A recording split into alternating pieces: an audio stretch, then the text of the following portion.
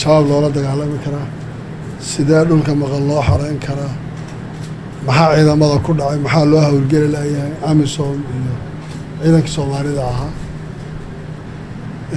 haddii aynan iscaawinin oo aynan isgarabsanin amisom SNA iyo ciidamada localka dowlad goboleedyadu waxaan isleeyahay qolo kaliya waxa ma qaban karayso in la isku dayo in la caawiyo oo la dhiso ciidamada Soomaaliyeed gaar ahaan in lala shaqeeyo ciidamada ay leeyihiin dowlad goboleedyadu haddii SNA waan ka hadalay in la dhiso in la xoogeeyo integrationka in la ilaaliyo ciidan Soomaaliyeed isku dhafan in la sameeyo laakiin kaligood roolka ma buuxin karayaan dowladda dhexe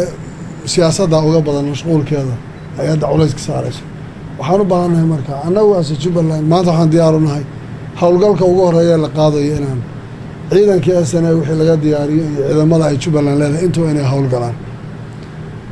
waa wax markaa aan indhaha laga qarsan karin in howlgal wada jir aan la qaado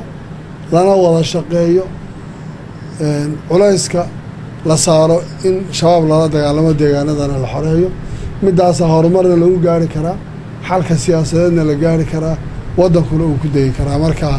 macallin fariintan inuu gudbinayo midaas ay ahayd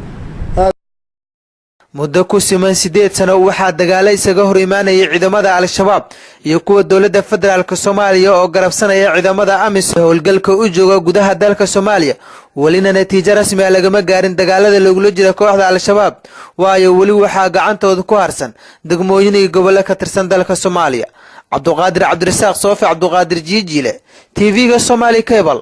magaalada Kismaayo